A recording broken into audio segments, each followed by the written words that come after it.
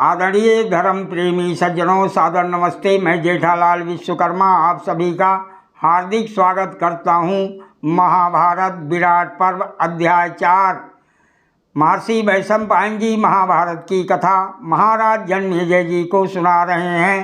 तब राजा जन्मेजय जी ने पूछा, हे ब्राह्मण श्रेष्ठ, इस प्रकार मत्स्य देश की राजधानी में गुप्त रूप से निवास करने वाले महापराक्रमी वीर पांडु पुत्रों ने इसके पश्चात क्या उत्तम कार्य किया।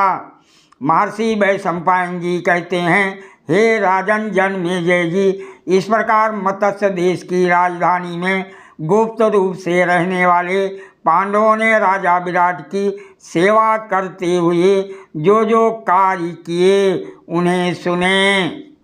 महाराज युधिष्ठिर राजसभा के प्रमुख सदस्य और मत्स्य देश की प्रजा के अत्यंत प्रिय थे।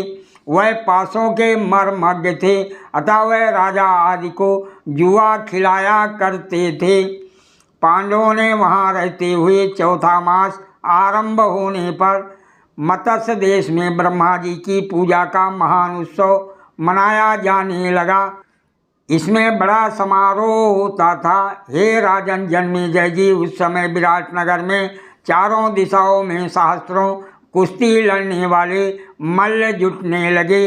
इस अवसर पर ब्रह्मा जी और शिव जी की सभा के समान उस राजधानी में लोगों का जमघट होता था। उन मल्लों में एक बहुत बड़ा पहलवान था जो दूसरे सब पहलवानों को अपने साथ लड़ने के लिए ललकारता था। जब वो अखाड़े में उतरकर उछलने लगा तब कोई भी उसके समीप खड़ा ना हो सका। जब अन्य सभी मल्ल उदासीन होकर हिम्मत हार बैठे तब मत्स्य नरेश ने अपने रसोइये से उस पहलवान को लड़ाने का निश्चय किया। उस समय राजा द्वारा प्रेरित किए जाने पर भीमसेन ने पहचाने जाने के भय से दुखी होकर ही उससे लड़ने का विचार किया। वह राजा की आज्ञा को प्रकट रूप में टाल नहीं सकते थे। तत्पश्चात पुरुष सिंह भीमसेन ने सिंह के समान धीमी चाल से चलते हुए राजा विराट का मान रखने के लिए उस विशाल रंगभूमि में प्रवेश किया। कुंती पुत्र भीमसेन ने लोगों में हर्ष का संचार करते हुए लंगोट कसा। फिर वृत्तासुर के समान दिखाई देने वाले उस जीमूत नामक मल्ल को युद्ध के लिए ललकारा। वह दोनों बड़े उत्साह से भरे थे, दोनों ही प्रचंड पराक्रमी थे। ऐसा प्रतीत होता था मानो 60 वर्ष के दो मतवाले एवं विशालकाय गजराज एक दूसरे से भिड़ने को उद्यत हों। अत्यंत हर्ष में भरकर एक दूसरे को जीत लेने की इच्छा वाले वह दोनों नरश्रेष्ठ वीर बाहु युद्ध करने लगे।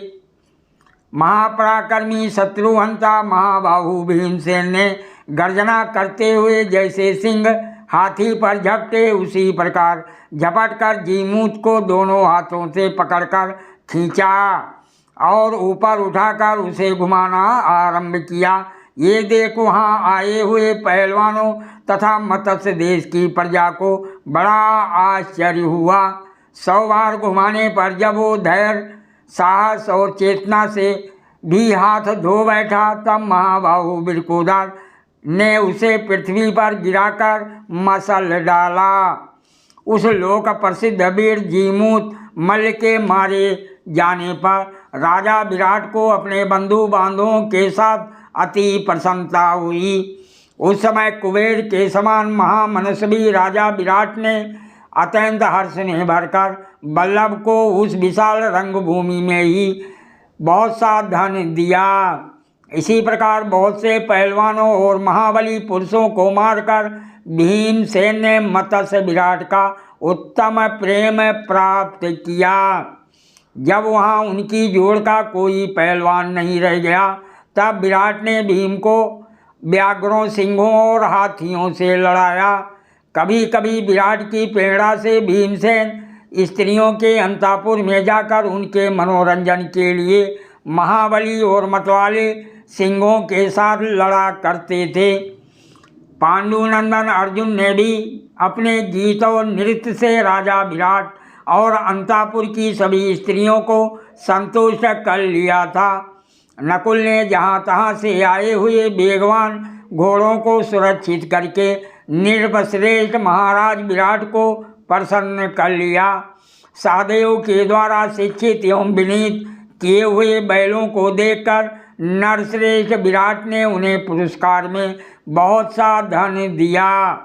हे राजन, उन सब महारथियों को कष्ट उठाते देख महारानी द्रौपदी के मन में खेद होता था और वो लंबी सांसें भरती रहती थीं। इस प्रकार वह पुरुष श्रेष्ठ पांडव उस समय राजा विराट के भिन्न भिन्न कार्य संभालते हुए वहाँ छिपकर रहते थे। सादर प्रणाम। जय श्री कृष्ण।